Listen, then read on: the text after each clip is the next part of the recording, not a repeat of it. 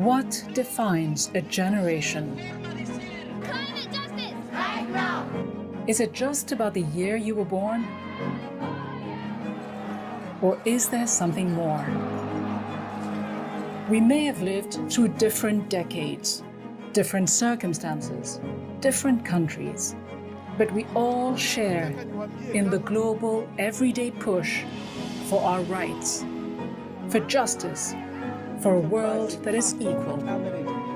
Perhaps what defines our generation isn't our age or our background, but the line in the sand that we have drawn.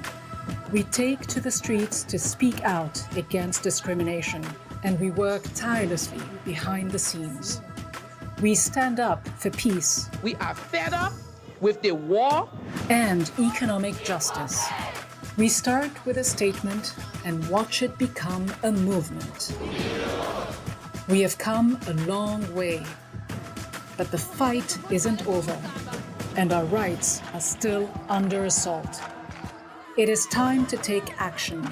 Let us be the wake-up call the world needs. The eyes of all future generations are upon you. Be the first, the youngest, the best, and then make sure no one is left behind. When someone tries to silence you, raise up your voice. Let us wage a global struggle. Change everything, or change just one thing. As long as you do something, whether you're new to changing the world or have been in the fight for a long time. Each knows exactly why we are here. We are all together, united for gender equality. And the future we create for women and girls is up to all of us.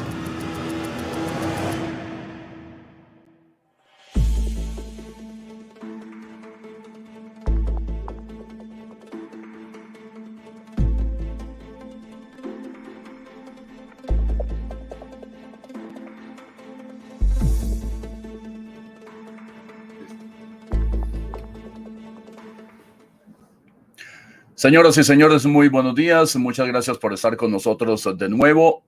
8 de marzo de 2021, Día Internacional de la Mujer.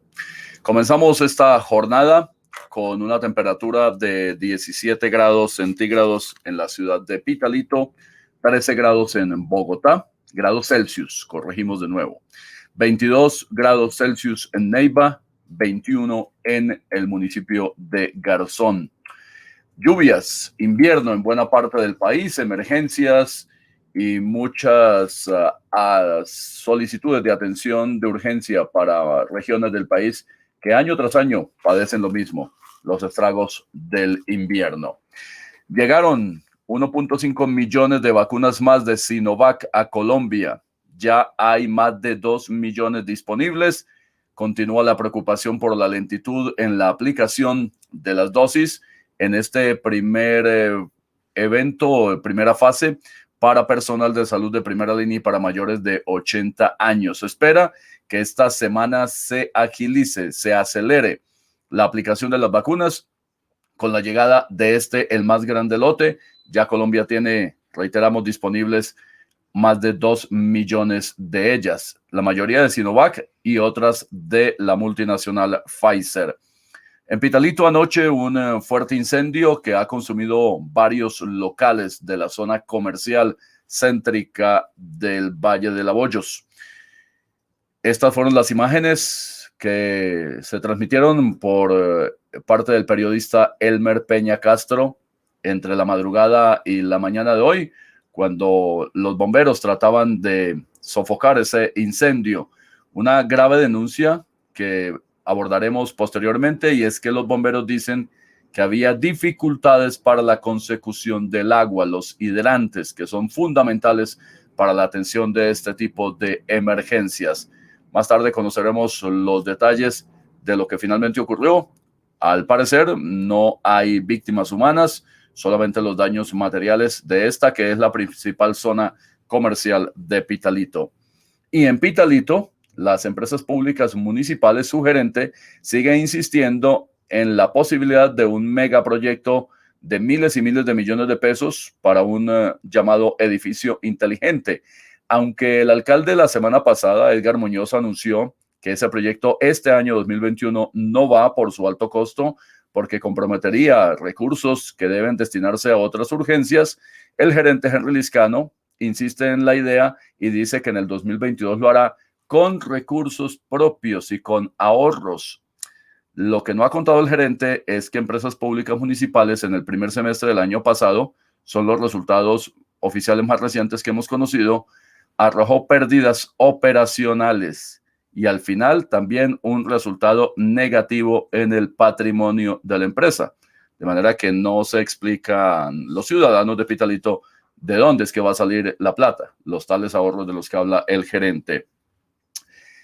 Buena noticia en medio de todo ayer en el país se reportaron menos de 100 fallecimientos por COVID, una cifra que no se conocía desde junio del 2020 y cerca de 3.500 casos de contagio que siguen disminuyendo afortunadamente en el país, mientras, reiteramos, se espera la aceleración del proceso de vacunación de todos los colombianos. Esto es Periodismo en Vivo, Diario del Huila.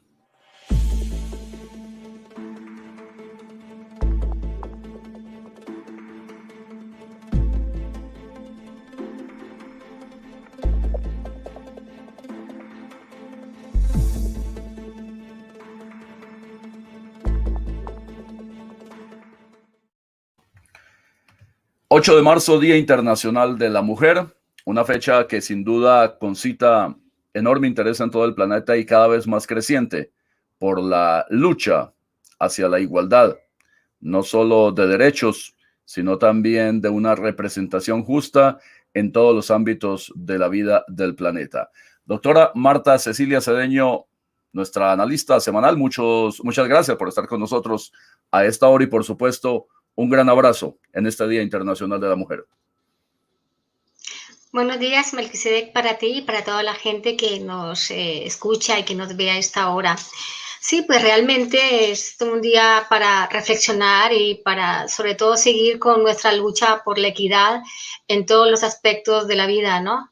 Y pues me parece también, a propósito, muy bueno el spot que presentaste al principio de este programa. Creo que encierra gran parte del núcleo de la lucha por la igualdad de las mujeres en todo el mundo.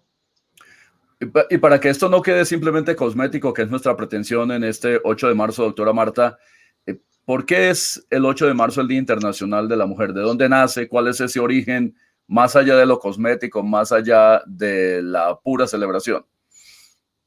Bueno, pues el 8 de marzo es el resultado de las luchas de las mujeres desde finales del siglo XIX y principios del siglo XX por la igualdad y por tener unos derechos mínimos.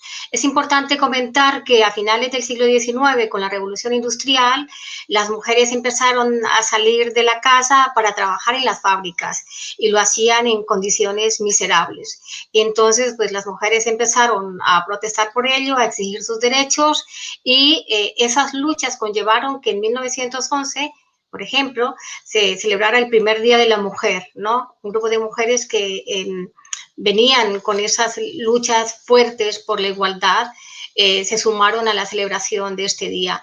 Pero no es sino hasta 1975 que la ONU oficialmente establece el 8 de marzo como el día para celebrar esta fecha tan importante, ¿no? El Día de la Mujer en todo el mundo.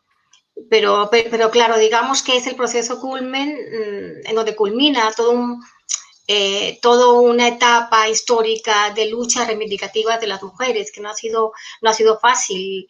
Ha habido mujeres muertas en esas luchas, ha habido muchas mujeres que han tenido que soportar la carga de no solamente ser las que llevan el pan a la casa, sino también todo lo que implica socialmente que una mujer se dedique a trabajar fuera y que se dedique también a reivindicar sus derechos. Aún en nuestros días es complicado, porque las mujeres que nos consideramos feministas somos tildadas de viejas, amargadas, locas, todo lo que tú quieras. Sí. El camino que se ha recorrido a través de esta fecha conmemorativa, de decisiones que se han tomado desde la ONU hacia los países, ¿qué tanto se ha avanzado y qué tanto falta? ¿Cuáles son esos aspectos que usted, como investigadora, como científica social, cree que todavía son imprescindibles para que la mujer sienta que efectivamente se respetan sus derechos y que hay una igualdad en ellos? Bueno, pues la lucha ha sido muy ardua. De hecho, la lucha feminista, para que la gente se entere, no solamente ha contribuido a que las mujeres podamos entrar en todas las esferas de la vida social, sino que también ha contribuido para que las personas marginadas, por su condición racial, por su condición socioeconómica también, puedan hacer parte de esos derechos por las que luchan las mujeres. Es decir, cuando se habla sobre lucha feminista, también se habla sobre la lucha por las minorías, ¿no? Lo que en Colombia llamamos las minorías. Y en ese camino, pues se han logrado muchas cosas, pero aún nos faltan otro tanto. De hecho, aquí tengo algunas cifras que sacó la ONU Mujeres, que es muy importante para que podamos mirar, tomarle pulso a cómo va el mundo. En el caso digamos, de la lucha feminista y de cómo las mujeres hemos podido avanzar en nuestro recorrido por alcanzar esa paridad. A nivel político, por ejemplo, solamente 3 países tienen la paridad parlamentaria. Y a nivel general, de los 10 países, según la ONU, que tienen mayor paridad de género, pues no está Colombia. Dentro de los 10 países tenemos a Islandia en primer lugar, Noruega en segundo, tercero Finlandia. De América Latina tenemos en el quinto lugar a Nicaragua. Fíjate, ha sido un gran descubrimiento, porque en Nicaragua ha habido una política para que las mujeres tengan acceso no solamente a la vida pública, sino también a la educación, a la parte económica y también a la parte científica. Se ha logrado que ellas puedan ingresar a esas esferas. Entonces, digamos que en términos generales, a nivel político, hemos tenido avances significativos. Sin embargo, de los 153 países, 85 de ellos todavía no ha tenido o no tiene esa paridad, digamos, ni siquiera ha tenido a una mujer como presidenta de gobierno o como jefa de Estado, ¿no? Y nuestro país está dentro de ellos. Entonces, sí que hemos accedido, por ejemplo, a esferas como el Parlamento, como, digamos, los ayuntamientos o los municipios, digamos, el Consejo Municipal, etcétera, pero todavía no hay una paridad en ese aspecto con respecto a los hombres. Ahora bien, a nivel científico también hay una gran falencia, una gran carencia. El 30% de las personas que hacen ciencia e investigación en el mundo, solamente el 30% de esas personas son mujeres, somos mujeres. Y digo somos porque yo hago parte digamos, de ese grupo que investiga y que incluso en mi caso también dirijo una revista científica. Entonces, todavía somos un grupo residual, ¿no? Y la gente se preguntará, ¿pero por qué si tienen las mismas opciones? No, no es así. Resulta que los materiales pedagógicos, los materiales didácticos con los cuales desde la misma escuela se enseña, ya están separando por género lo que hace un niño o lo que hace una niña, lo que hace una mujer o lo que hace un hombre. Doy un ejemplo de esto. Hace algunos años hice un estudio en Colombia sobre material didáctico, digamos, de los estudiantes de primaria, y cogí para ellos tres libros didácticos de aquellos que se usan en las clases. Y, por ejemplo, hay un asunto que es fundamental, como cuando se habla sobre las distintas profesiones, entonces hay esos estereotipos.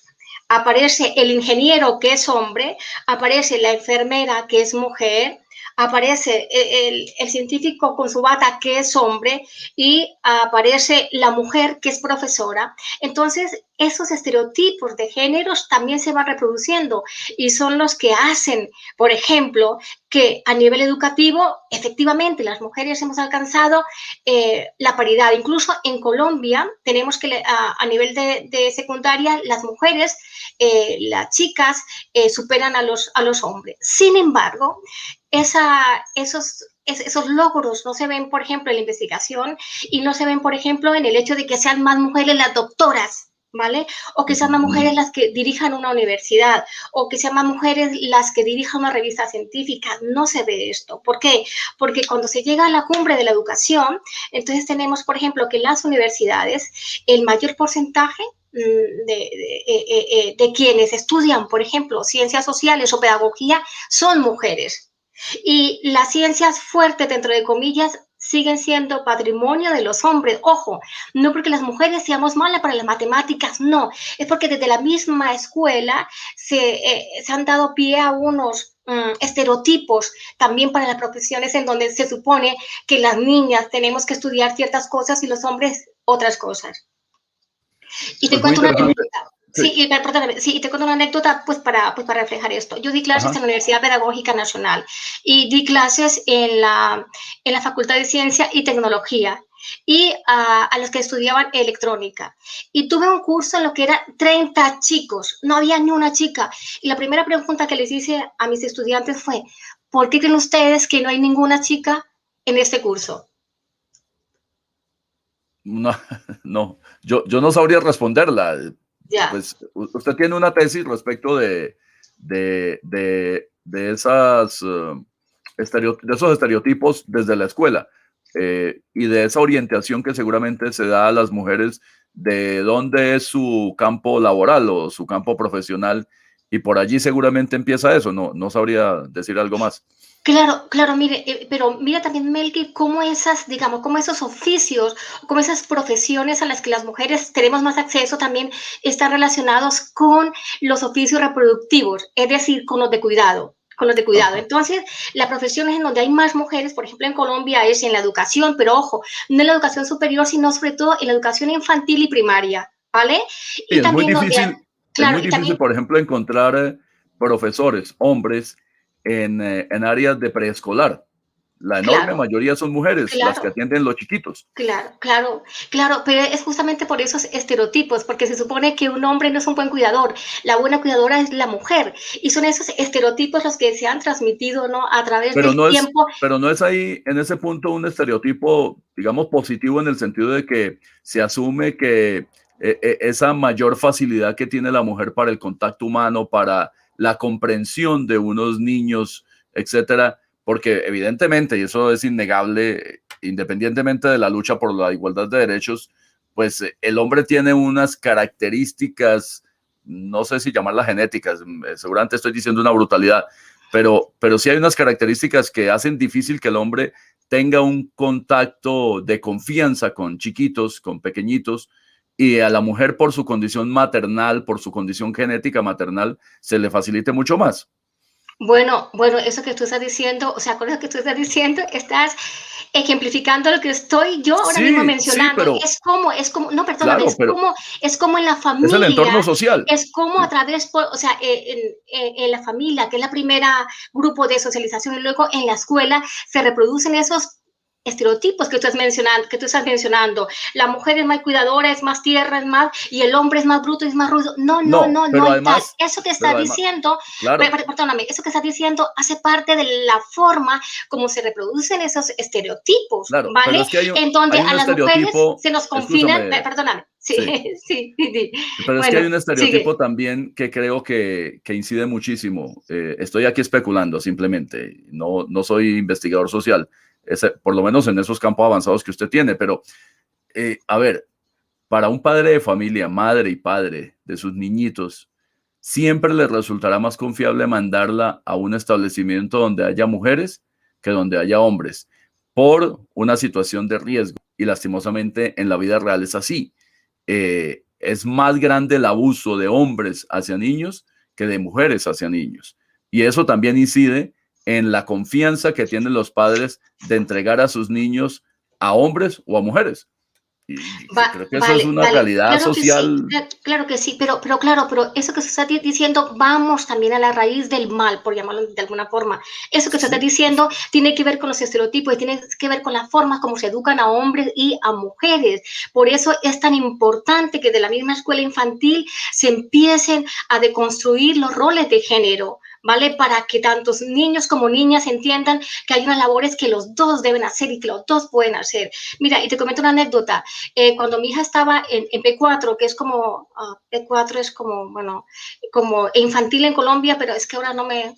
Bueno, P4 es Como como un el jardín, kinder. bueno, sí, como el kinder, ¿vale? Sí, sí. Tuvo un profesor que se llamaba Manuel, ¿vale? Y te confieso, nosotros, te estoy hablando de hace 14 años, todavía teníamos en nuestra imagen, mi compañero y yo, aquellos paradigmas de los cuales tú estás diciendo. Y la primera, digamos, impresión fue que, pero ¿cómo ese señor, que más era muy mayor, va a ser profesor de una niña que tiene 4 años? Porque no tenía en ese tiempo, o sea, tenía 4 años, ¿no? Pero claro, ante ese primer choque, luego tú empiezas a entender cosas y nada, y el hombre este lo hacía bien, lo hacía como cualquier otra profesora, y digamos, y dentro del conjunto de madres que estaban mucho más familiarizadas con este hecho, no causó tanto problema, digamos, como el que nosotros en un principio nos causó. Y entonces es porque también se han construido esos estereotipos y esos paradigmas que hacen tanto mal. Es como un círculo vicioso, Melqui, mientras no cambiemos esos paradigmas, vamos a pensar como lo que tú acabas de mencionar. De acuerdo. Marta Cecilia Cedeño, doctora en antropología social, escritora, poeta, no poetisa, poeta. Poeta. Ya me ha regañado por ello. También historiadora, docente universitaria en Colombia, con una larga estancia en Barcelona, que nos acompaña a esta hora. Doctora Marta, tenemos una invitada de nuestro programa de hoy también para un enfoque seguramente un poco distinto al que estamos planteando ahora, o se va a conectar también. Ella se llama Viviana Rojas. Es una mujer joven, gran empresaria. Es egresada de una de las escuelas de negocio más importantes del mundo, no de Estados Unidos, del mundo. La escuela Wharton, de Wharton School en Pensilvania, la escuela de negocio más antigua del mundo, de la élite de la educación superior. También estudió en la Universidad de la Florida en Estados Unidos, en la Universidad de Externado en Colombia. Trabajó en multinacionales como Kimberly-Clark, en Boston Consulting Group, y lideró hasta hace un buen tiempo, o un corto tiempo mejor, el que sería el más grande negocio de cannabis medicinal de Colombia, con la multinacional Canopy Growth Corporation de Canadá. Viviana Rojas no nació en el Huila, pero toda su familia es huilense, hija de un gran empresario que conoce mucha gente en el departamento y en el país, Orlando Rojas Bustos, y la tenemos aquí por esa enorme trayectoria que tiene pese a su juventud, pero también por un mensaje que ella lanzó hace unos días. Ella puso en su cuenta de Facebook, voy a leer algo de lo que ella publicó. Hace casi un año fui diagnosticada con cáncer de seno etapa 4. Metástasis en los huesos, cráneo, costilla y fémur. En ese momento me sentí vulnerable, débil e impotente. Ahora pienso que el cáncer fue una bendición para mí, pues me forzó a cambiar mis prioridades y enfocarme en mi salud y bienestar. Viviana Rojas, muchas gracias por estar con nosotros a esta hora en Periodismo en Vivo. Muy buenos días, Melqui, ¿cómo estás? Buenos días, Marta Cecilia. Buenos días. Nos encanta que nos acompañes, Viviana. Conocemos buena parte de tu trayectoria en los últimos años. Por supuesto, la relacionábamos aquí para conocimiento de los oyentes. Y nos interesa mucho, como te decía en nuestro mensaje inicial, no hablar tanto de ese rol de empresaria que es muy destacado, y por supuesto por tu juventud, por tu gran formación, pues valdría la pena hacerlo en una etapa posterior. Pero hoy justamente quiero resaltar ese aspecto que tú misma publicaste respecto de esa situación de salud tan compleja, que además nos estás demostrando aquí en vivo que la estás superando, que estás haciendo una lucha poderosa frente a ello. Muchísimas gracias, Melqui. Sí, la verdad, este último año ha sido un año de transformación para mí.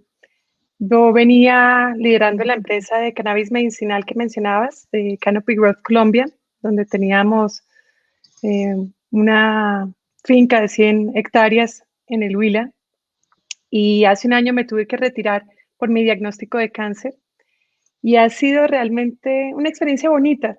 Yo creo que uno piensa inicialmente en el cáncer y esa es una palabra que asusta. Yo creo que hay gente que incluso a veces no dice ni siquiera la palabra cáncer en voz alta, sino busca otro vocablo para evitar decirlo, o hablar de quimioterapia, hablar de metástasis.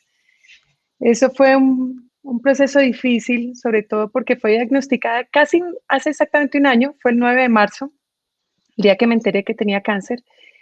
Y fue cuando aquí en Colombia empezamos la cuarentena, básicamente. Y tener que comunicar ese tipo de noticias a la familia a través de teléfono, porque no nos podemos ver, no nos podemos abrazar.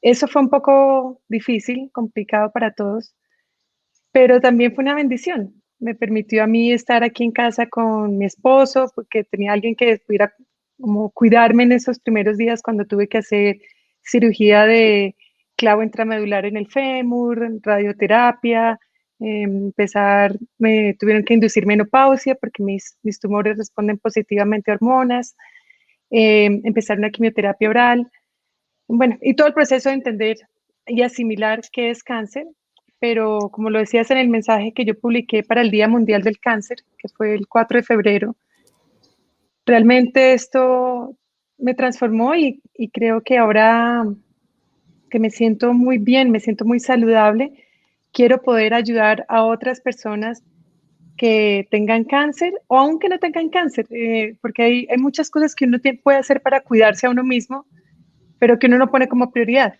¿Sí? Incluso como Marta Cecilia nos hablaba un poquito ahorita de los estereotipos que hay de las mujeres, y hoy siendo el Día Internacional de la Mujer, a veces las mujeres por ese estereotipo que hemos tenido en la sociedad y que nos han recalcado tanto tiempo, de que es la parte tierra, son las que cuidan, son las que unen el hogar, hay que cuidar a los niños, en mi caso, por ejemplo, yo pensaba como en cuidar a mis empleados, cuidar a mi familia, cuidar a todos los que nos rodean, y a veces las mujeres olvidamos cuidarse a uno mismo, cuidarse de primeras uno, como dicen en los aviones, uno primero tiene que ponerse la máscara de oxígeno para poder ayudar a los demás. Y ese es algo que he descubierto con el cáncer, porque yo no me estaba poniendo como prioridad a mí antes. Yo tenía todas las otras prioridades y ahora eso me transformó y por eso quiero ayudar a otros que tengan o no tengan cáncer, pero que crean que les pueda ayudar el mensaje de autocuidado y autoamor para vivir una vida más completa.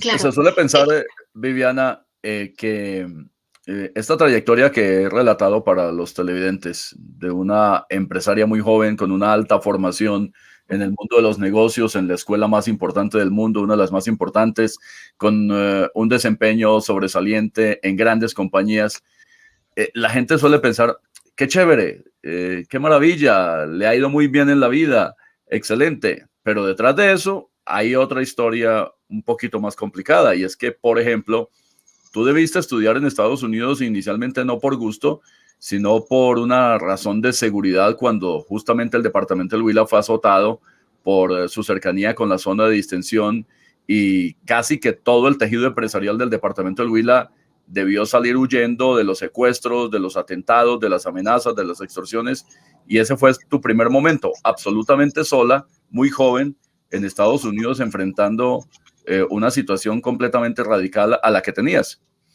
Sí, sí, en efecto, yo viajé a Estados Unidos en el 2001, que si recordamos, pues es una época realmente que era fuerte. En ese año era cuando ya se hablaba que la guerrilla estaba muy cerca de Bogotá, que se habían tomado La Calera, y obviamente las noticias de secuestros, bombas, bueno, terrorismo, todas lo conocemos como colombianos y no necesitamos repetirla. Pero sí, yo viajé a Estados Unidos por motivo de las amenazas que tenía mi familia por las empresas. Mi papá también en su momento estuvo como un candidato a la alcaldía de Neiva, entonces también había un componente político además del económico. Y estuve en Estados Unidos básicamente durante 12 años con asilo político, y al empezar es como tú lo dices, uno llega aunque yo hablara inglés, de resto no conocíamos nada del país. Yo estaba en medio de estudiar mi carrera de finanzas en el externado. Me fui a Estados Unidos y, por ejemplo, no llevaba, no sé, copias de mis notas o los papeles que necesitaba para hacer cambio. No sabía cómo aplicar a una universidad. Me hablaban de si tenía el SAT, que es como el ICFES de Colombia, y no sabía ni de qué me hablaban. No sabía cómo era el SAT, no sabía qué tenía que hacer. Empecé mi primer trabajo como cajera en un Barnes Noble, que es como una Panamericana en Estados Unidos, porque no tenía ninguna otra experiencia laboral. Trabajé de maniquí en una empresa de ropa y fui haciendo pinitos, pinitos, hasta poder, cuando me volví a Colombia, me volví como Project Manager de Boston Consulting Group, que es una de las consultoras, una de las 3 grandes a nivel mundial, asesorando a empresas Fortune 500. Entonces fue un progreso muy bonito, muy lindo, pero como tú lo dices, detrás de las historias que a veces uno, lo que uno ve, detrás viene toda una carrera de lágrimas, sudor y sangre, como todos los buenos colombianos, que no nos da miedo subirnos las mangas y ponernos a trabajar.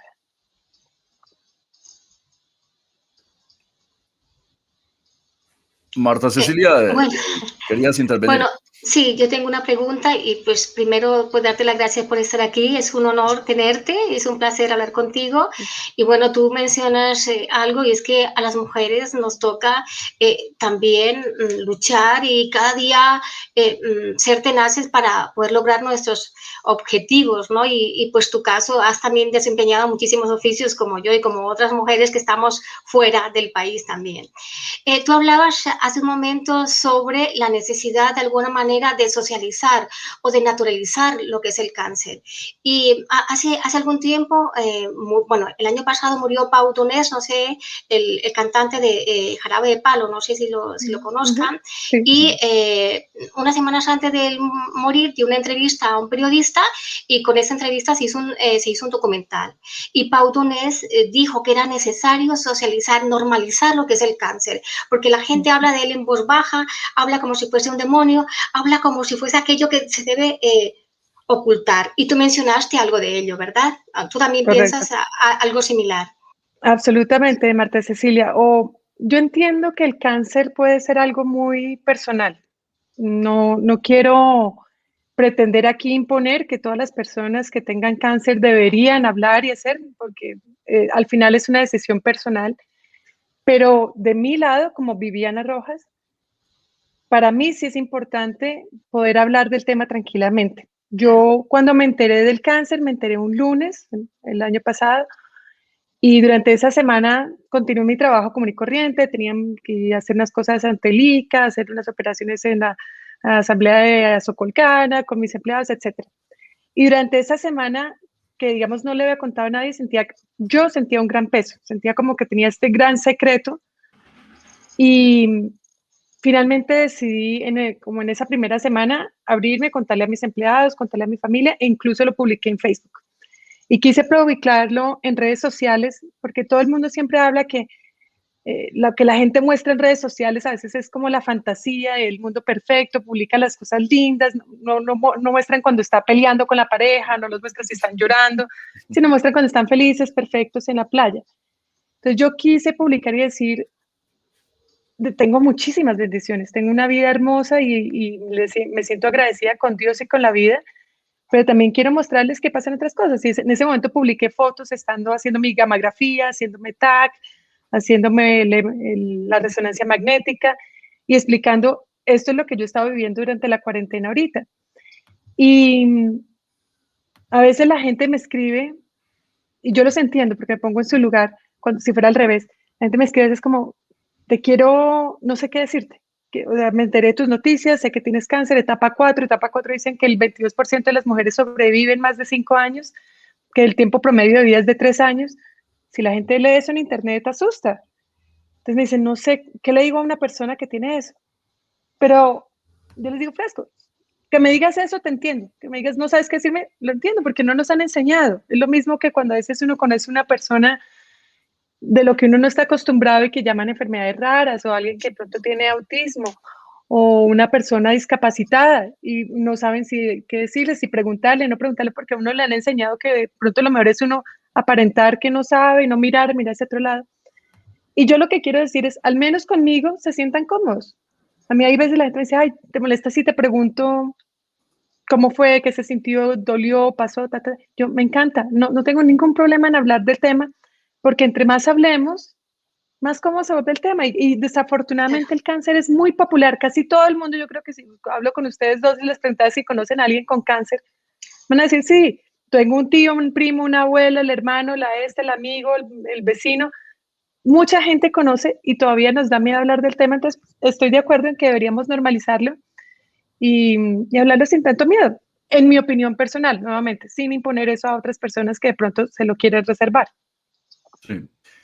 Evidentemente, claro, son asuntos de la vida privada íntima de la gente y como dices, cuando uno va a tratar de hablar con alguien, seguramente espera que esa persona tome la iniciativa y diga, tengo esto, me está pasando esto, antes de, bueno, por lo menos en mi caso, yo no solo cometer la imprudencia de ir a preguntar si no tengo la confianza, como pasó en tu caso, por ejemplo. Alguien me lo contó hace muchos meses, pero no quería invadir esa privacidad que creo que existe frente a ello hasta tanto la otra persona no decida que eso se hace público. Quisiera plantearte este tema que parece una frase o una pregunta cliché. ¿Cómo asumiste en esos primeros días una situación tan fuerte frente a una vida de lucha, de esfuerzo, pero también de unos grandes resultados, y que de un momento a otro sepas que eso va a cambiar completamente, que te vas a tener que dedicar a tu enfermedad y tienes que olvidar casi todo lo demás? Pues, Melqui, ese proceso creo que fue paso a paso. El día que yo me enteré, ese 9 de marzo que me dijeron, tienes cáncer, yo me había hecho la forma en que yo me enteré fue porque yo me hice un chequeo ejecutivo en febrero del año pasado. Yo, haciéndome autoexamen de seno, había sentido como una bolita en un seno y les pedí que por favor me hicieran un mamograma. En ese momento me dijeron, no hacemos mamogramas a mujeres menores de 40 años. Y yo decía, me preocupaba, o sea, si no lo incluye el chequeo ejecutivo no hay problema, yo lo pago de mi bolsillo, pero yo quedo más tranquila si me lo hacen. Y digamos que fue ahí una discusión con el médico que finalmente no aceptó darme un mamograma, pero sí me mandó una orden de ecografía de seno. Fui a hacerme la ecografía de seno, en la cual el doctor me dice, ¿por qué te mandan esto? No veo nada raro. Le dije, yo siento esto, yo quisiera un mamograma. Ese segundo doctor dijo, hagamos el mamograma. En el mamograma salen como unas lucecitas, unas estrellitas que es lo que ellos dicen, esto podría ser cáncer, es mejor hagamos biopsia. Entonces hicimos biopsia. Y el 9 de marzo fue el día que me dieron el resultado de esa biopsia. Una cita a la cual yo fui después del día del trabajo, fui sola porque no esperaba que fuera cáncer. Entonces no estaba preocupada, estuve ahí, me demoraron. Estaba molesta porque se demoraban en darme los resultados y me decían, no, es que un doctor tiene que darle los resultados. Y yo, pero esta gente, yo tengo reuniones, tengo que hacer llamadas, yo ahí recuerdo estar como en el lobby y toda mi atención estaba 100% en el trabajo. Y en el momento que me dijo la doctora, me dijo, mira, el resultado es esto, es porque eres positivo. Y yo, ¿positivo qué significa? ¿Que tienes cáncer o qué? Y entonces ella me dijo, tu siguiente paso es, tienes que verte con una persona especializada en cáncer de seno, un mastólogo, al cual no tenía porque pues nunca, no es un doctor como que uno tiene, como, yo tengo mi odontólogo, tengo mi ginecólogo, etcétera. Y mi primera pregunta fue, ¿qué tan urgente es esto? O sea, ok, entiendo el mensaje, me lo llevo, tengo que ver a un mastólogo, pero esto es algo que tengo que hacer como en un día, en una semana, en un mes, 6 meses, más o menos cuánto tiempo tengo, porque yo esta semana tengo este viaje, esta reunión, esto, y le dije, ahorita, esta semana para mí es imposible. Y la doctora decía, pues esto sí es como urgente, tú deberías verte con un doctor en menos de una semana. Y por eso digo que es un proceso, porque para mí en esa semana todavía mi prioridad era mi empresa y mis empleados. Yo no hice la cita con el mastólogo esa primera semana. Dije, bueno, ya dijo que dentro de una semana tengo una semanita para mirarlo, para hablarlo. En esa reunión con ese mastólogo, él me estaba preguntando, pues, mi estilo de vida, qué hacía, y yo hablé de todo. Y él fue la primera persona que me dijo, ahora con cáncer, yo necesito que tú pongas la prioridad número 1, eres tú. Prioridad número 2, eres tú. Prioridad número 3, eres tú. Y por allá después, el número 10, de pronto tu familia, de otras personas, pero necesito que dejes de hablar de trabajo, de empleados, de reuniones, de ministros, todo ese tema necesito que lo dejes a un lado. Que en ese momento me parecía imposible. ¿Cómo iba a dejar yo esas reuniones de lado?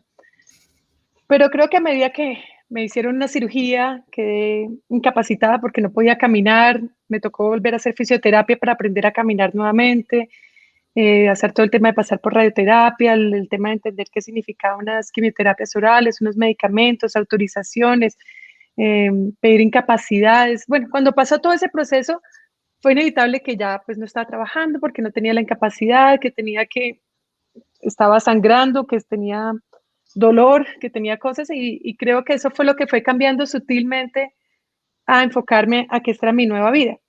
Y yo creo que después, por ahí un mes de la cirugía, que me sentía tan bendecida de que estaba bien en medio de una pandemia, porque en ese momento de la pandemia no sabíamos mucho, a mí me operaron una cirugía que normalmente harían con anestesia general, que harían con hospitalización. Por ser cuarentena, me la hicieron con sedación, por lo cual me desperté 3 veces durante la cirugía y fue traumático. No se lo recomiendo a nadie escuchar un taladro contra la pierna de uno. No tuve hospitalización, etc. Al sentirme tan bendecida que todo salió también, fue como que cambia esa actitud de decir, bueno, ¿y qué más puedo hacer para ayudarme? Porque los médicos me ayudan, pero al final este cuerpo es mío. La única que puede ayudar a este cuerpo soy yo. Y una colega me había preguntado, que tenía varias amigas con cáncer, me dijo, cuando ellas se habían enterado que tenían cáncer, me dijo, ¿cuál es tu rutina de autocuidado? Y me acuerdo que en ese momento me dijo, autocuidado, yo le dije, pues yo me lavo los dientes 2 veces al día. Y lo único que yo sentía que yo hacía de autocuidado, que fuera algo que hiciera solo para mí, que no beneficie a nadie más sino a mí, lavarme los dientes. El resto de cosas las hago por alguien más o beneficia a alguien más. Hoy en día digo que no, mi rutina de autocuidado tiene como 100 cosas y por eso estoy publicando esos consejos de autocuidado en Instagram, porque siento que hay mucha gente que no conoce, no sabe cómo cuidarse, cómo ayudarse, que pueden ser cosas simples y me las pongo por si de pronto le sirven a alguien, pues es mi granito de arena. Sí, hemos estado muy pendientes de esos mensajes y justamente ahí empezó mi inquietud porque nos acompañara en algún momento acá Viviana y darnos ese testimonio valiente. Yo lo considero muy valiente. Usted habla de normalizar la situación, claro, seguramente ya ha tenido un proceso, unas etapas superadas, pero al grueso de la gente le resulta muy complejo que alguien de manera directa, abierta, empiece a hacerlo. Recuerdo mucho el caso de la actriz Lorena Meritano, que también en su momento produjo impacto por la manera en que ella enfrentó esa enfermedad y empezó a publicar y a contar y a poner fotos, etcétera. Eso, por supuesto, genera un trauma en algunas personas, pero a mí me parece que es una expresión clarísima de una valentía superior, porque además de afrontar la enfermedad, que es muy compleja, muy complicada, pues también se trata de asimilar mentalmente y de decirle al mundo, mire, estoy haciendo esto y quiero contribuir además, que es lo que tú haces en tus redes sociales.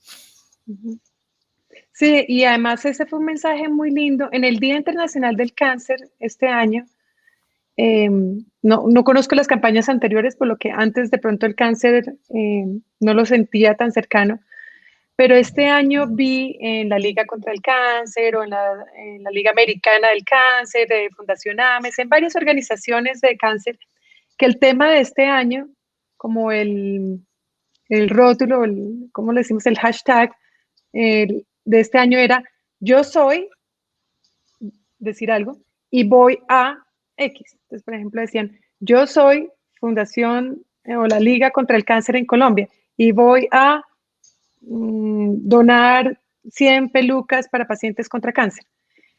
Y cuando yo vi ese hashtag, me sentí llamada como ¿cómo puedo ayudar yo? Entonces yo decía, ok, yo soy Viviana, paciente de cáncer de seno en etapa 4, y y en ese momento fue que dije, bueno, y lo que voy a hacer es tratar de ayudar a otros con los consejos que puedo, con el conocimiento que he hecho de cosas pequeñas, pero a veces significativas. A uno Por ejemplo, no sé, a mí me ponían una inyección para inducir la menopausia que duele horrible y me tocó buscar estrategias de cómo hacer para que no me duela.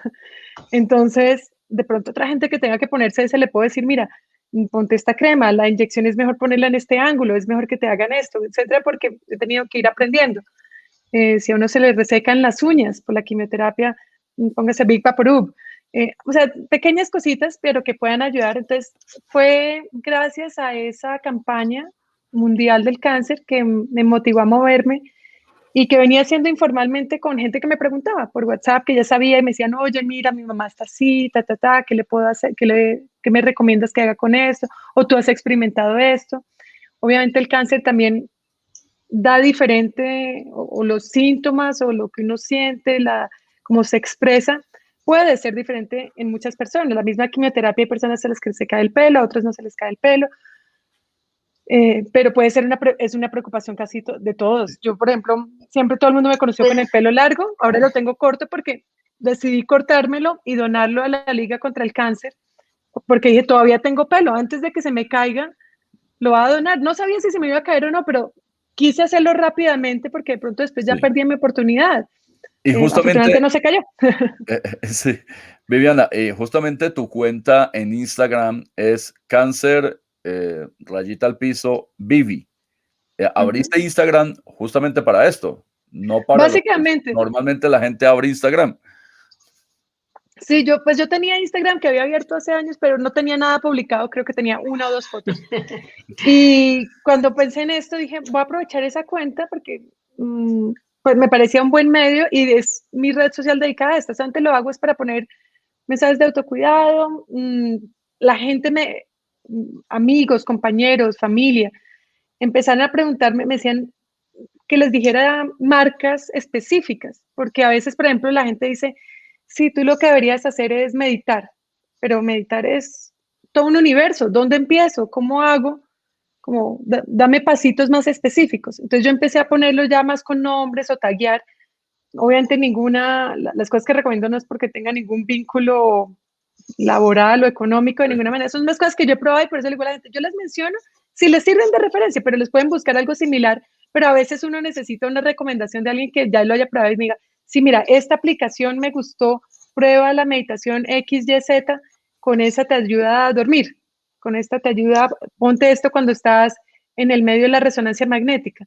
Entonces, he tratado de hacerlo de esa manera, de nuevo, sin ningún otro interés que ayudar. Y en sí, yo creo que hacer esto es para mí una medida de autocuidado, porque uno de los autocuidados que yo menciono, mental, emocional, es, por ejemplo, tener como un propósito. Para una persona de cáncer, a veces dice que cuando ya no están trabajando y sienten y necesitan distraer todavía como su cerebro con algo útil. Yo siento que esto que estoy haciendo es en sí mismo un autocuidado para mí. Estoy haciendo algo que me da propósito, que me da alegría, que me gusta, y el ayudar al prójimo me hace feliz.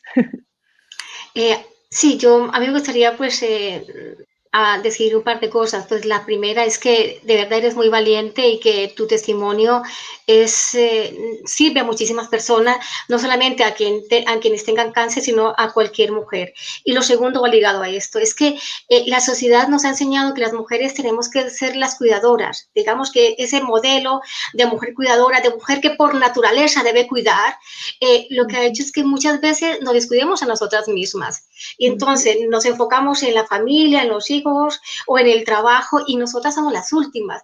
Y a mí de lo que tú has dicho me parece que es sumamente importante que todas las mujeres, las niñas, las chicas, tengamos en cuenta que nosotras debemos cuidarnos, que nuestra naturaleza no es siempre estar cuidando a los demás, sino que debemos pensar en nosotras también, en nosotras primero para poder estar bien y luego cuidar o ayudar a la otra gente. Entonces yo desde ese punto de vista creo que tu testimonio es muy valioso y es muy valiente y creo que todas las mujeres vamos a reflexionar a partir de lo que tú has dicho en ese aspecto, ¿no? En pensar más en nosotras mismas, en mejorar nuestra calidad de vida también, dedicándonos un momento a leer, a ver una película, a caminar, a no hacer nada, porque también nos sentimos culpables cuando no hacemos nada.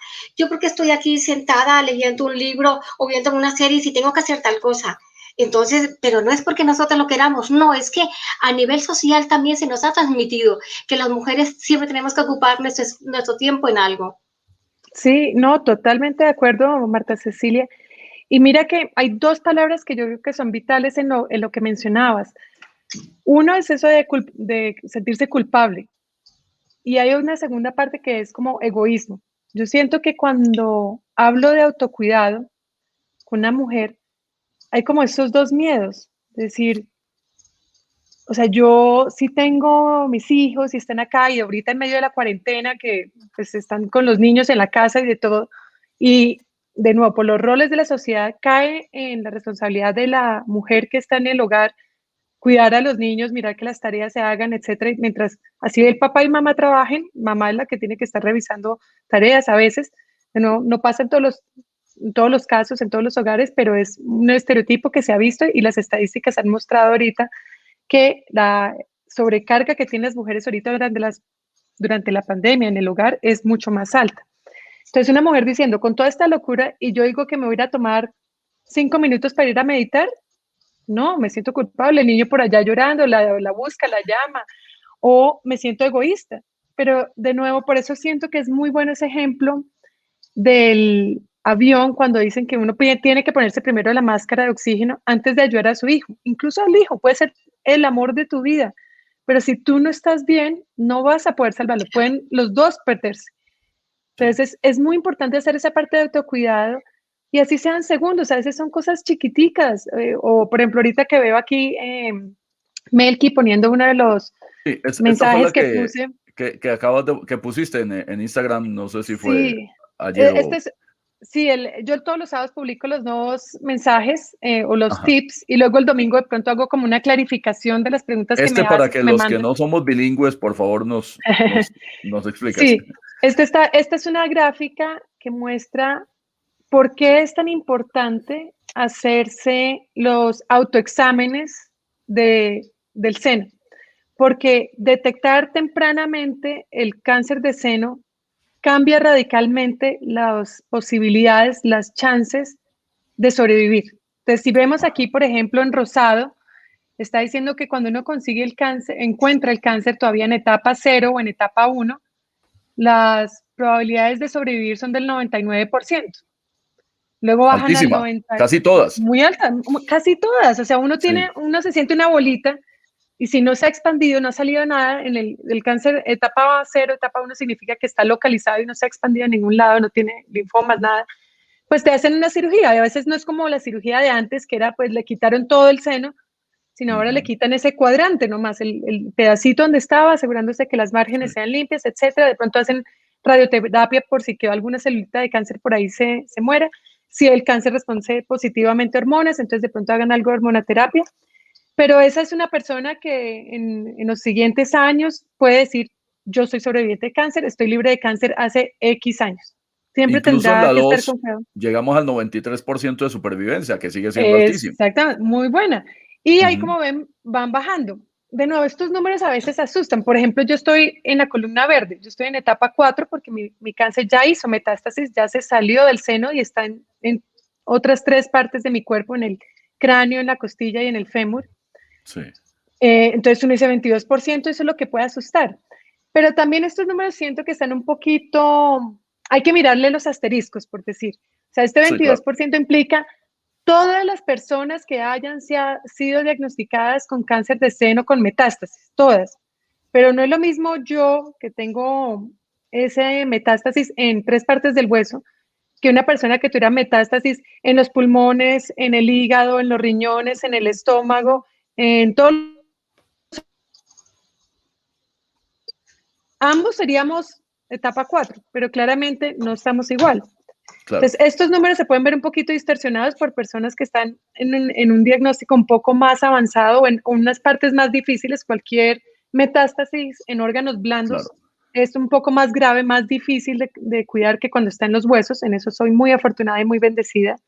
Y también incluye aquí personas que, por ejemplo, nunca se hayan hecho ningún tratamiento. ¿Sí? Si a uno lo fueron diagnosticado, hay gente que puede decir, yo no quiero que me hagan nada, no me va a someter a quimioterapia, no me va a someter a hormonoterapia, no quiero radiación, no quiero cirugías. si Dios me mandó esto, me va a morir y me muero y listo. Entonces, de pronto esos chances también se ven por eso un poco más fuertes. Y seguramente también suele ocurrir que por el miedo a saber que lo tiene, porque yo creo que ese miedo está en muchísimos de nosotros de saber, ¿será que tengo eso y no quiero saberlo? Entonces, también la gente deja pasar, como ha ocurrido ahora, por ejemplo, en la pandemia, que mucha gente lastimosamente ha muerto en su casa por el miedo a ir a un hospital o a una clínica pensando que le va a ir peor en la clínica o en el hospital que quedarse en su casa y lastimosamente han fallecido por COVID. Esos miedos también son muy importantes para la pedagogía frente a esto. Estas cifras que publica son absolutamente trascendentales para las mujeres, para entender que esos autoexámenes o los exámenes que se hagan con los centros especialistas son muy importantes en esa tasa altísima de supervivencia que hay, y me parece que ese es un mensaje poderoso. Totalmente, y por eso la importancia de esto. Una mujer puede decir, y te entiendo perfectamente, Melqui, porque he tenido esos casos, o sea, como yo hablo del cáncer, ahora la gente se me acerca y me cuenta. Y hay muchas mujeres que se me han acercado y me dicen, pues yo sí siento una cosa ahí en un seno desde hace X tiempo, pero yo no quiero ir, me da miedo. Y entonces, estos son el tipo de estadísticas e información que quiero difundir y compartir. Que le digo, mira, si sientes una cosita, genial que vayas y te digan de una vez, eso no es. Y si es, no es el fin del mundo. Puedes estar en ese 99%, te lo quitan y tú vives más tranquila el resto de tu vida. Además, también es muy importante que muchas del cáncer a veces puede ser genético. Entonces, por ejemplo, una de las primeras cosas que yo hice cuando fui diagnosticada, mira, tengo cáncer de seno y es metástasis 4, es que necesitaba hacerme un test genético, porque si no, de pronto el resto de mujeres en mi familia y hombres, porque los hombres también sufren de cáncer de seno, podrían sufrir esto. Entonces era importante porque de pronto a ellos no se les había manifestado y tendrían que saberlo. Afortunadamente me hice el diagnóstico, me hice el test y salió que era todo negativo, no era nada por genética, fui únicamente yo en mi familia, entonces es algo muy bueno. Pero esta es una de las cosas que debe pensar cualquier mujer que está diciendo, tengo una bolita, y de nuevo, volviendo a los estereotipos que hablábamos de Marta Cecilia, de pronto no está pensando en ella misma. Piensa entonces en su hija, en su mamá, en sus tías, en sus hermanos, en sus sobrinos. Piense que si ella falta, ¿qué va a pasar? Si le cuesta a veces ser egoísta y pensar primero en sí misma, entonces piense que si no está usted, ¿qué va a hacer? Peor. De pronto que ese es el primer pasito para empezar a cambiar esa mentalidad de nosotras, en que tenemos que darnos tiempo a nosotros y a los hombres también necesitan autocuidado. Volviendo en estereotipos, si ellos son el opuesto estereotipo de que somos rudos, somos bravos, no lloramos, nada nos duele, todo nos resbala. Exacto. Entonces también necesitan. Claro. Ellos también necesitan su autocuidado de decir, mira, a mí me está doliendo mi corazoncito, o estoy estresado, quiero ver una cosa. Todos merecemos tener un autocuidado porque todos tenemos una parte masculina, todos tenemos una parte femenina, todos tenemos ese balance de una manera diferente. Mira, Viviana, perdón, doctora Marta, vale. Una anécdota aquí y pasamos a otro análisis. Hace unos años yo tuve una crisis de estrés muy fuerte y el único psicólogo que yo consulté en su momento y que me dijo algo valioso, me dijo una cosa en pocos segundos similar a la que te dijeron en su momento, Viviana. Hizo el psicólogo un círculo de lo que era mi vida y me dijo al final, en este círculo no está usted. Ese es el problema que usted tiene. Que usted está viviendo para los demás, pero para usted no. Así que usted verá si quiere vivir para usted o quiere seguir viviendo menos para los demás. Y ese fue el único mensaje poderoso que yo recibí y que entendí perfectamente. Estamos en Periodismo en Vivo. Doctora Marta, vamos a analizar otro enfoque y le agradecemos a Viviana que siga aquí con nosotros. Nuestro analista económico de cabecera, el doctor Hernando Ruiz López, muy juicioso, preparó lo que nos va a contar y lo que vamos a hablar aquí, que también nos interesa a todos. El impacto de la economía, de la mujer en la economía, mejor, para ser más preciso. Doctor Hernando Ruiz, buenos días. Buenos días, Melqui y Marta Cecilia, y un abrazo grandísimo, Viviana, que la conocí en mi actividad profesional hace un par de años y Desde muy supe de chiquita, su ¿no? situación. Usted ya era veterano cuando ella empezó su carrera. Sí, claro. Estaba gerenciando Electrovila cuando ella fue con unos inversionistas extranjeros a hablar, creo que de un proyecto de energía solar, ¿no, Viviana? Correcto, así es. ¿Cómo estás, Sí. Hernando? Un placer verte. Y Buenos días. me alegra enormemente saber que estás con ese nivel de recuperación, pero sobre todo de ánimo y de energía positiva, porque ya todos sabemos pues, que para enfrentar ese terrible mal, el tema de la actitud mental positiva es clave. Sí. Y bueno, Melqui, pues la verdad es que tú me anunciabas que íbamos a hablar del impacto de la mujer en la economía, pues yo diría que más bien lo que hay que analizar hoy, Día Internacional de la Mujer, es más bien cómo la economía y la sociedad impactan a la mujer de una manera negativa y terrible, ¿no? Sí. Las cifras que uno analiza de la contribución de la mujer a la economía y de la forma como la economía le retribuye esa contribución, la verdad es que es otro de los ángulos de la inequidad que estos países, porque no solo Colombia, pero el caso particular de Colombia es serio, la forma inequitativa como la sociedad y la economía le devuelve a la mujer el gran esfuerzo que hace. Para mencionar cosas muy rápidas, pues la famosa brecha ocupacional, o sea, la cantidad de hombres ocupados con remuneración, naturalmente, Sí. frente a las mujeres sigue siendo en Colombia muy alta, supera el 22%, o sea que mientras que un hombre consigue trabajo más fácilmente, la mujer tiene mucho más dificultades para hacerlo, pero aparte de eso, la remuneración en trabajos equivalentes es mucho menor en el caso de la mujer, es más de un 12% comparado a los diferentes tipos de trabajos y los diferentes niveles de ocupación. Teniendo los dos la misma formación o la misma experiencia, la misma Sí. capacidad, sin embargo, Sí. la brecha sigue siendo muy alta del salario del hombre promedio frente a la mujer. Sí, Sí, claro. de hecho, sí, discúlpame, o sea, de hecho el DANE, o sea, según el DANE, las mujeres, bueno, o no mujeres, las mujeres en Colombia ganan un 27% menos que los hombres desempeñando el mismo trabajo. Correcto. Y aparte de eso, bueno, hay un punto interesante, Marta Cecilia, y es que en los niveles de ocupación con formación académica alta, las mujeres tienen mejores posibilidades de ser empleadas, de ser llamadas a trabajar, pero igual la remuneración comparativamente con el hombre en trabajos similares en ese nivel Es sigue menor. siendo inferior.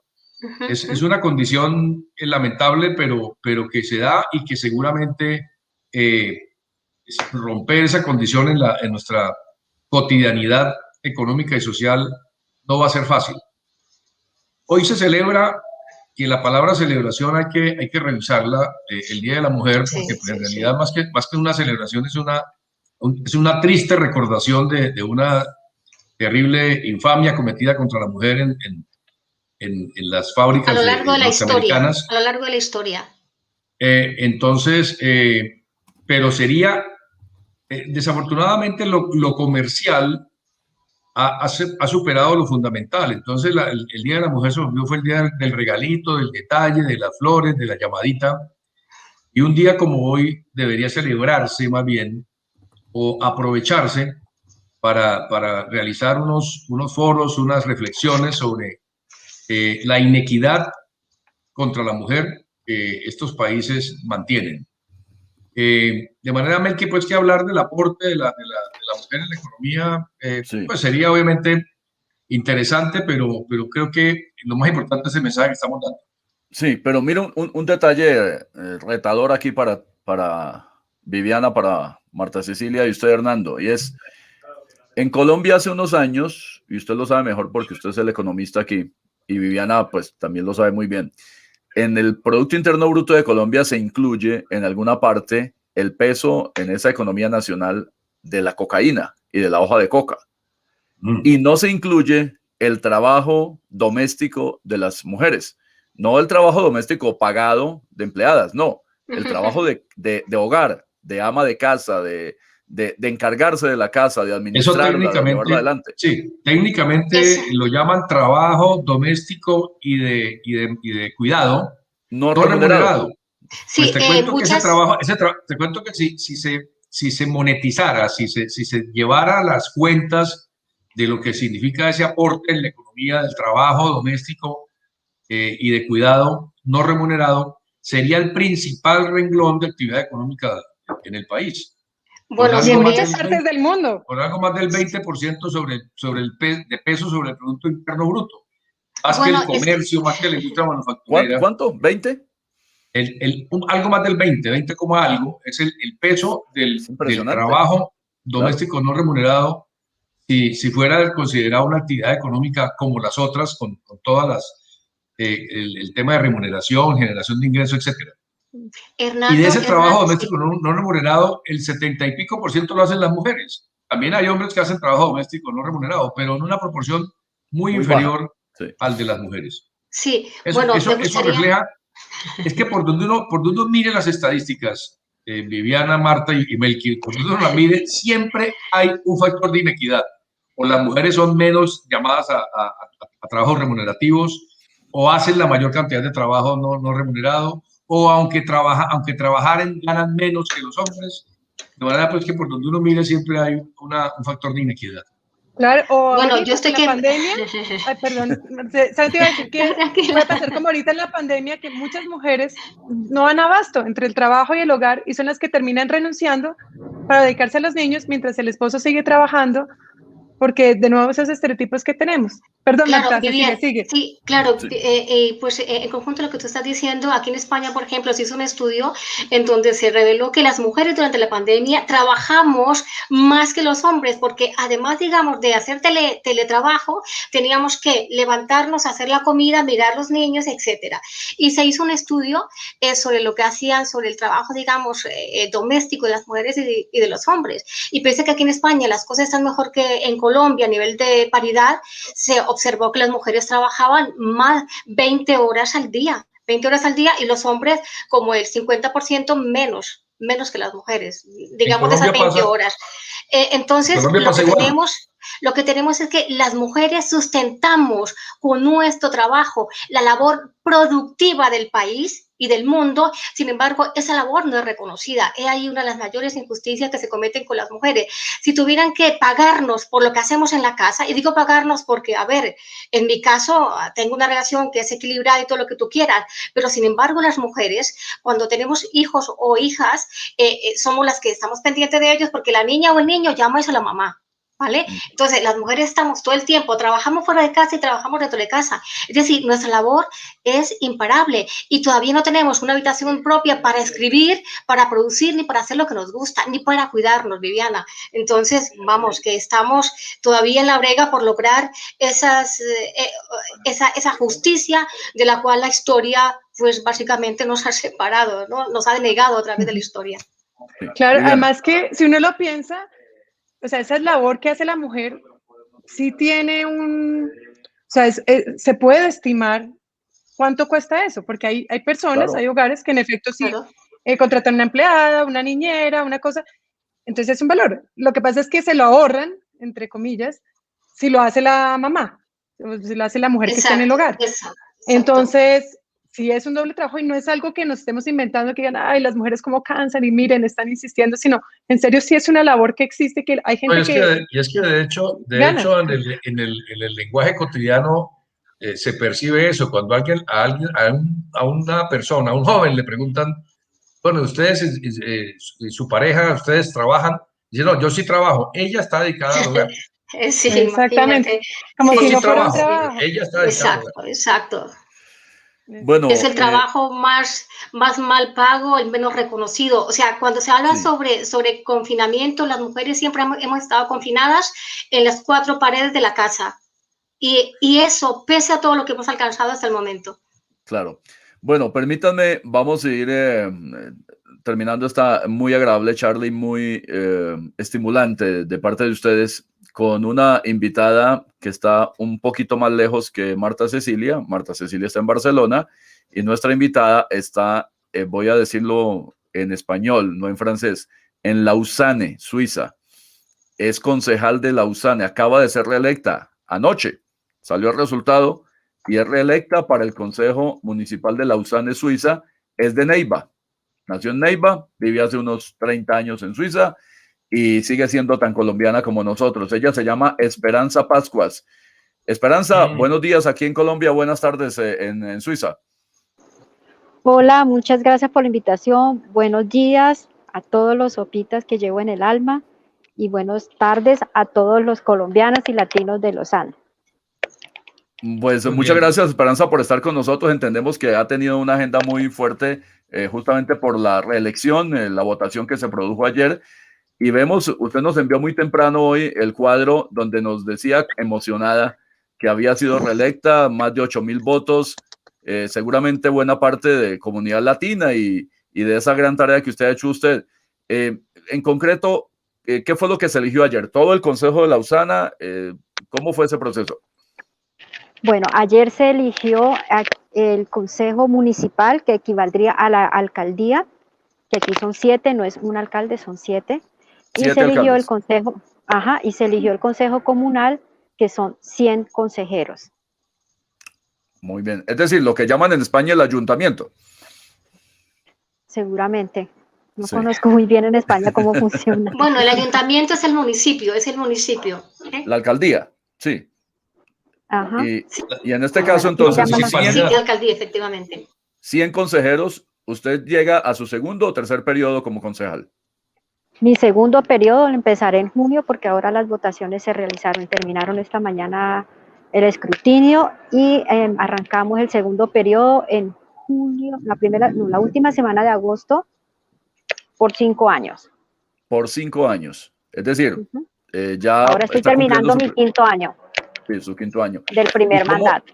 ¿Cómo llegó a esa actividad política una mujer de Neiva que llega como migrante a Suiza? ¿Cómo fue ese primer proceso de migrante en Europa? Bueno, como todo proceso migratorio fue muy, muy duro y sobre todo en Suiza que tienes que hablar otro idioma que es muy difícil la aceptación porque, a ver, cuando llegamos hace 30 años había muy pocos latinos, los primeros latinos que llegaron fueron los chilenos y luego ya empezaron a llegar otras nacionalidades de América Latina, entonces fue siempre un poquito duro, llegué a estudiar, fue súper fuerte en la universidad porque luego entendí por qué, el sistema educativo aquí es muy cerrado, entonces no todo el mundo va a la universidad que tenga todo el dinero que quiere y pagar, pero si no tiene las notas entre quinto de primaria y cuarto de bachillerato, no puede seguir a la universidad, es un proceso un poco difícil que le explicaré algún día.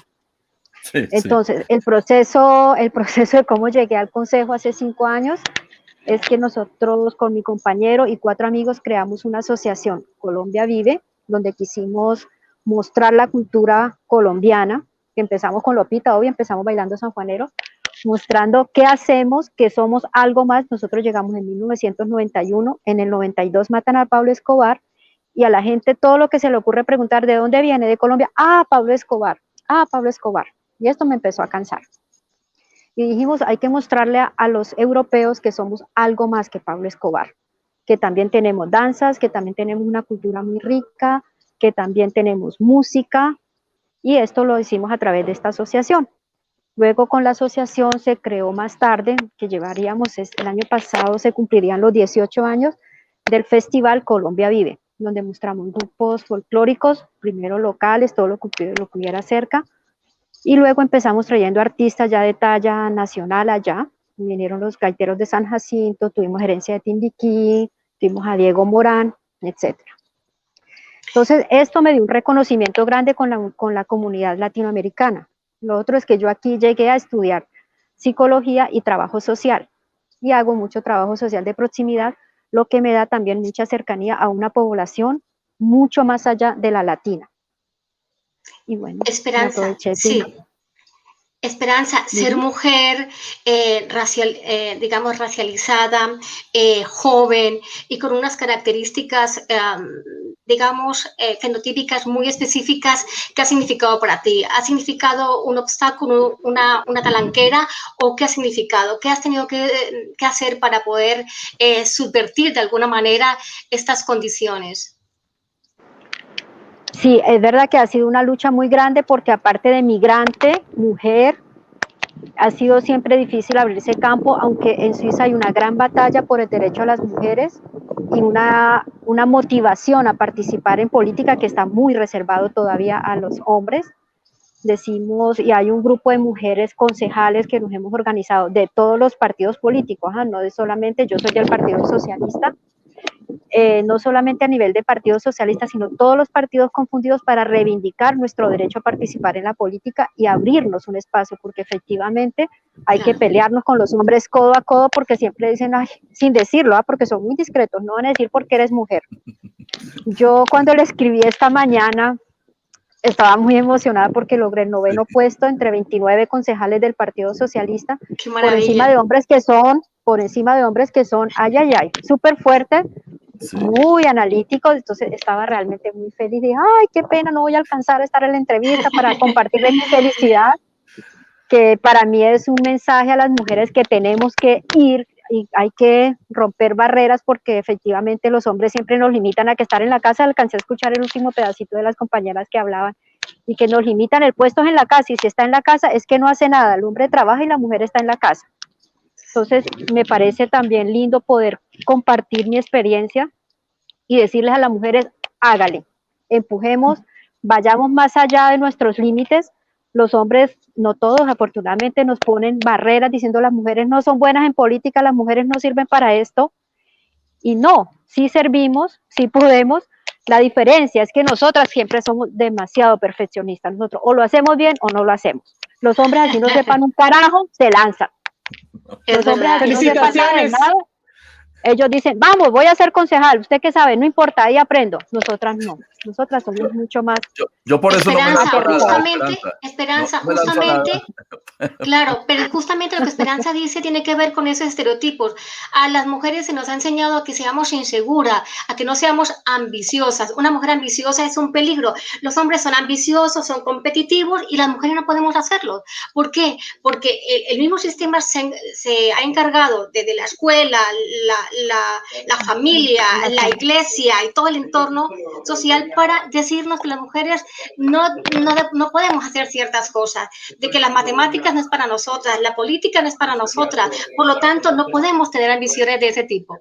Entonces tú has apuntado a ello, cuestión que comparto 100%, y nada, enhorabuena, Esperanza, por esa labor tuya tan valiente y tan valiosa para todas las mujeres de Suiza y de América Latina, y obviamente de Neiva. Las niñas, las chicas de Neiva del Gula que nos están escuchando ven en ti seguramente y en Viviana un ejemplo a seguir, porque son mujeres que se han salido de esos paradigmas en los cuales el mundo patriarcal nos ha sumergido. Yo lo que lamento es que no tengamos en Neiva concejales de la talla de Esperanza. Bueno, va a llegar. Felicitaciones, Esperanza, realmente de acuerdo con las palabras de Marta Cecilia, que la idea no es, digamos, no quiero que suene como que estamos quejándonos como mujeres, sino es hacer el cambio. Realmente lo que uno puede hacer es lo que cada una de nosotros hacemos, y felicitaciones, que qué chévere tengamos una Opita ya en Suiza representando, y pues si después vuelves a tu tierra, aquí ya tienes unos votos. Ay, gracias. Al menos que la gente aprenda a votar bien, a votar bien, ya quedo contenta. Y que voten a conciencia, que empiecen las mujeres a apoderarnos de lo que tenemos, y empezando por el derecho a voto correcto, ¿no? Y que no votemos simplemente porque el amigo dijo que, o porque no sé quién dijo que, sino porque realmente votemos un proyecto, que es lo que yo he aprendido aquí en Suiza, que se vota realmente un proyecto político general y no una persona. Y yo paso no por lo que yo prometí como individuo, sino por lo que mi partido promete a la ciudad y lo que se ha hecho durante estos 5 años. Entonces, si las mujeres ya empezamos por aprender que mi voto cuenta, que mi voz cuenta, y que por el derecho de todo ser humano, no solamente las mujeres, sino que toda persona, entre niños, adultos, que todos tenemos derecho y todos queremos vivir mejor, todos necesitamos una plaza, un lugar en la sociedad en la que estamos, que sea en Neiva, en Lausanne, en España. Las mujeres ocupamos una plaza y queremos que eso se respete. Ya, con que voten bien, ya estoy feliz. Sí. Bueno, esa sirena que suena no es de Colombia, así suenan las sirenas en Europa. Ay, no, es que estoy en la calle. Salí rapidito en una reunión y ves, mira, Mira, ¿En qué ven calle está? dónde estoy. Mira, ahí ven un poquito, ven el ¿Cómo cielo se llama azul la de calle? Suiza. Ah, tienes cielo azul tú, qué bueno, por aquí está Tengo un gris el cielo cielo, azul. qué horrible. Y parece que ya el invierno pasó allá, Mira, Esperanza, ¿no? Ya hoy está está fresco haciendo un el sol clima. divino, entonces me salí rapidito para alcanzar a saludarlo. Esta Vitamina calle se D. llama la calle de Monrepo, sí, Bueno, Autocuidado, ese es autocuidado. como mi sí, reposo se llama la Exacto. ciudad. el reposo. Les Entonces cuento, quise tener Esperanza, mi collar opita, a ver, no pues, sé si me está ven, con Qué un... bonito. pero quise tener mi collarcito, quise tener la insignia a las mujeres. Usted nació en el barrio San Martín, es lo que me han contado, es bachiller del Liceo Santa Librada, estudió Mucho en la honor, sí, Universidad señor. Surcolombiana y también hizo un trabajo social y cultural en los barrios surorientales de Neiva antes de irse para Suiza. Sí, señor. Y Sí, luego en señor, Suiza efectivamente. hizo un diplomado en la Universidad de Lausana en francés, en lengua extranjera, otro de la Alta Escuela de Estudios Sociales y Pedagógicos de Vaud como trabajadora social y una especialización en salud mental y psiquiatría social. Por Sí, supuesto, señor. tiene todos los pergaminos para lo que está haciendo y para que haya recibido esos votos, Esperanza.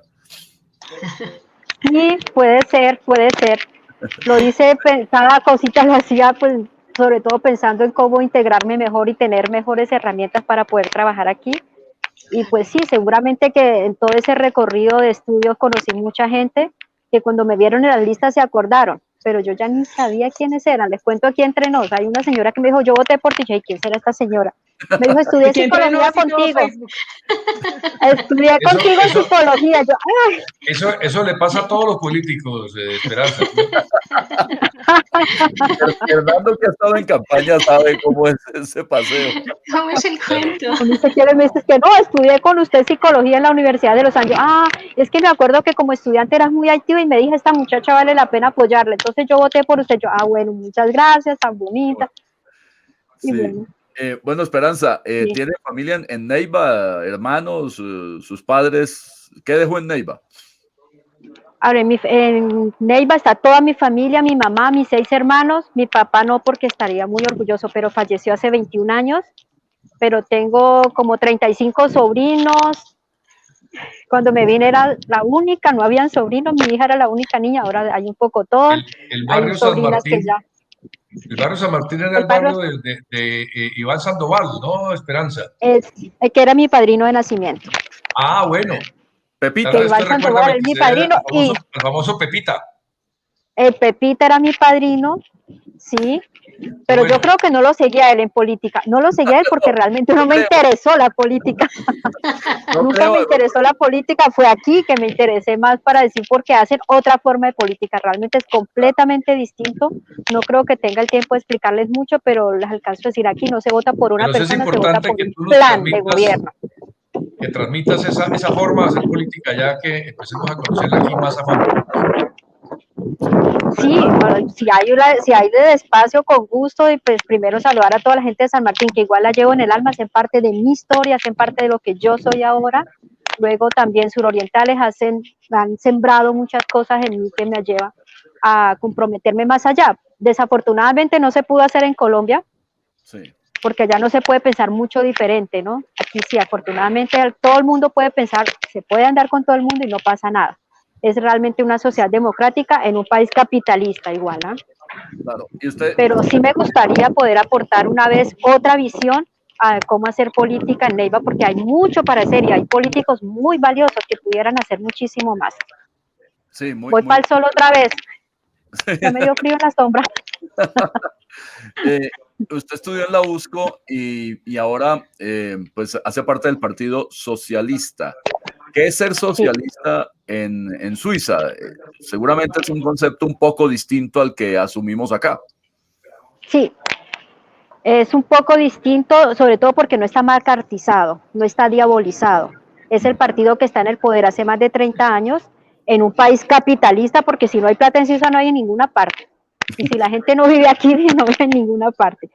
Realmente es una mentalidad que también está muy basada en el capital, y el socialismo lo que hace aquí es un ejercicio de decir todo el mundo tiene derecho a vivir bien, todo el mundo tiene derecho a consumir, se pagan unos impuestos muy altos, y es lo que esto permite que el país sea el país más seguro del mundo, que no hay delincuencia, que no hay gente en la calle, y todo esto es porque el Estado garantiza que todo el mundo tenga acceso a los derechos mínimos y básicos del ser humano, como es la educación, la salud, el transporte. Aquí los niños que están a más de 1 kilómetro que la escuela queda a más de 1 kilómetro de la casa, tienen derecho al transporte gratuito durante todo el año. Sí. Las personas de escasos recursos tienen completamente subsidiada la salud. Las calles, pues como pueden ver atrás, siempre muy limpio, muy ordenado. Entonces todos estos impuestos se invierten en el bienestar de la gente y esto es el plan de gobierno del Partido Socialista. Entonces por eso se puede ser socialista en un país capitalista.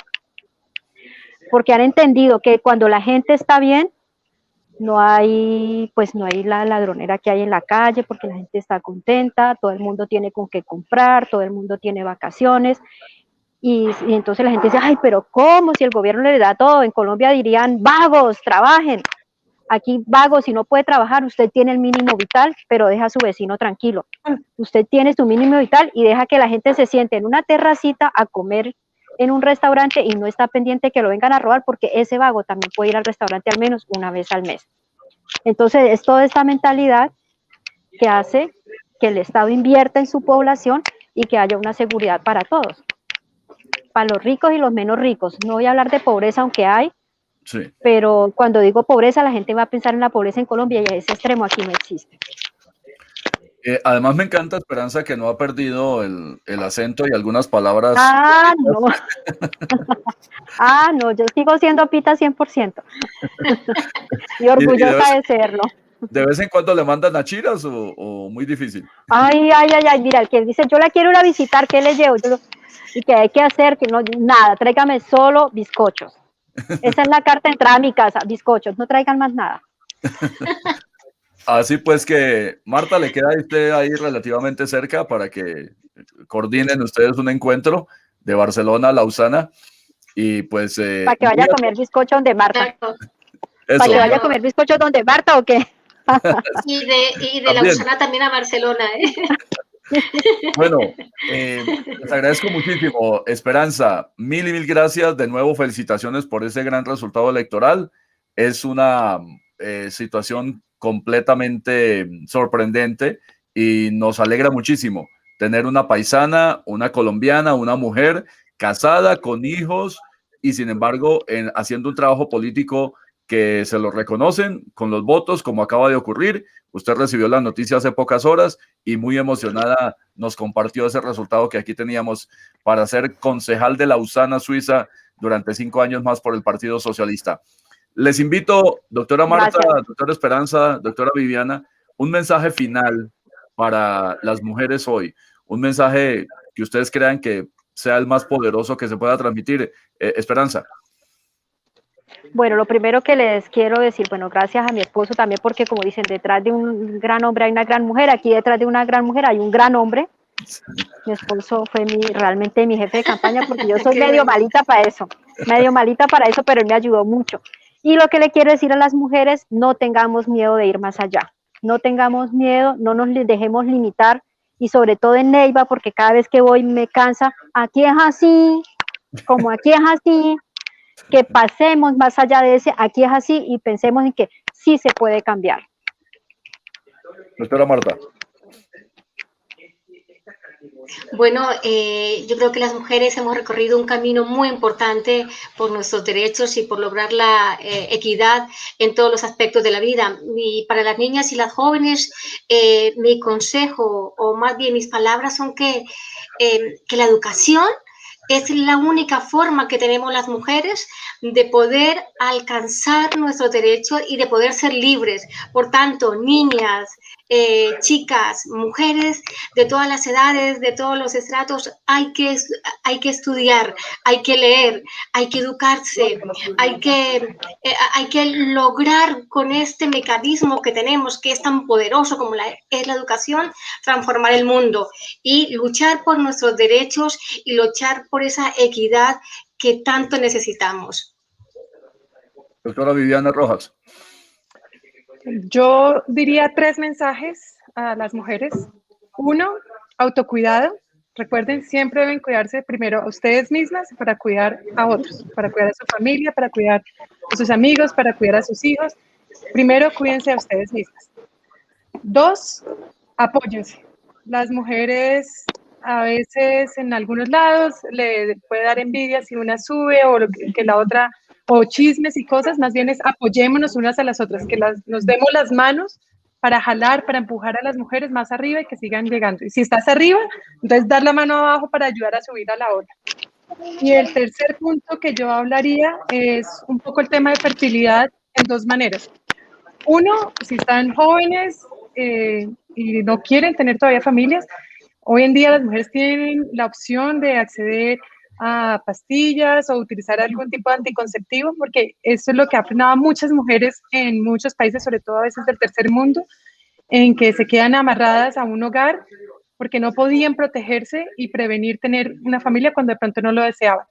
Y el otro lado de la moneda, lo pongo más como mi caso, que de joven estuve muy enfocada siempre en mi carrera y me llegó ahora a los 40 y ya no puedo tener hijos con el cáncer y otras cosas y perdí mi fertilidad, que si están jóvenes de pronto consideren y tienen los medios congelar sus óvulos para que en el futuro puedan tomar la decisión de si quieren tener familia, no se les haga tarde, es algo que hubiera querido yo saber cuando estaba más joven. Entonces les dejo ese último tip para algunas mujeres jóvenes. Esperanza Pascuas de Neiva, concejal de Lausana, Suiza, reelecta. Mil gracias y todos los éxitos en esa tarea. Gracias. Y la esperamos en Neiva. Gracias. Gracias, muchas gracias a todos ustedes. Gracias, Felicitaciones a estas doctora mujeres. Un Viviana, abrazo. un muy feliz día, por supuesto, no puedo dejarlo pasar. Y como dijo alguien esta mañana en alguna emisora, creo que fue Mabel Lara en Caracol, menos flores y más derechos y más igualdad. Exacto, exacto. Eso es lo que quiero desearles a ustedes. Bueno, una cosita antes de terminar, y es la siguiente. Sí. ¿La revolución es feminista o no será? Doctor Hernando. Un par de palabras para cerrar, porque en estos días se dicen muchas cosas, pero yo pensaría que a este grupo de mujeres y a todas, 2 palabras básicamente: admiración y agradecimiento. Y a nuestros televidentes, mil gracias por estar con nosotros. Esto es Periodismo en Vivo, Diario El Huila.